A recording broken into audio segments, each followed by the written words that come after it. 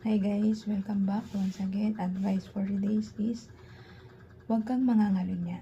So ganito po yun. Kung isa kang taong matino, iniisip mo lagi yung feelings ng partner mo, asawa mo, jowa mo man to, ay kalugod-lugod ka sa mata ng ating Diyos Ama at Diyos Anak kasi iniisip mo yung huwag itong masaktan. Kasi isa kang mabuting tao. Pag isang tao, mabuting tao, hindi niya ito hinahayaang masaktan, palagi niya lang iisipin yung feelings nito na hindi ito masaktan, magselos, magalit.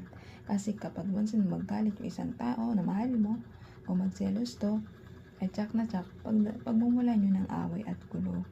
Pero kung isa kang taong alam mo na pagdudulot to ng selos o galit sa kanya, iisipin mo parati yung feelings niya na huwag kang makasakit o huwag kang makapanloko o huwag kang makapanakit sa kanya, ay kalugod-lugod ka sa mata natin Diyos Ama, Diyos Anak at Diyos Espiritu Santo.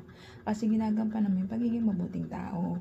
Ang isang mabuting tao, lagi niyang iniisip, sa isip pa lang, iniisip niya pa lang, yung kapwa niya ay mapabuti at huwag masaktan.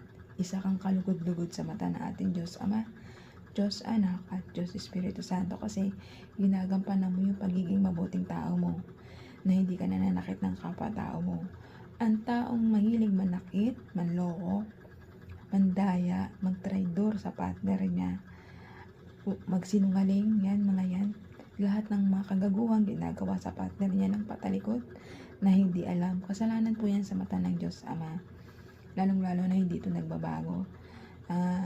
Ginagawa niya puro lang kagaguhang kasamaan sa pagkatao niya. Kasi mga ganito po lang to sa pananalig sa Diyos. Wala sila kasing Diyos. Kumbaga nasanay sila sa ganung gawain nila. Puro kasamaan. Alam niyo ba yung mga taong ganyan? Puro nananakit ng kapatner nila, ng kapwa nila. Wala silang peace of mind.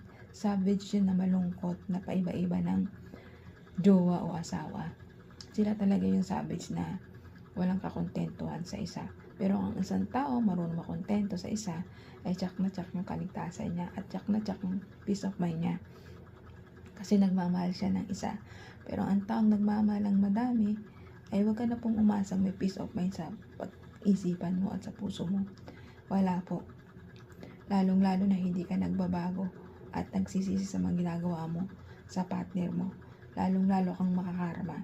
Ang mga taong mahilig manakit at manalbahay sa kapwa-tao nila at hindi marunong magbago, panay gawa ng mga ganong kagaguhan sa partner niya, ay huwag na kayo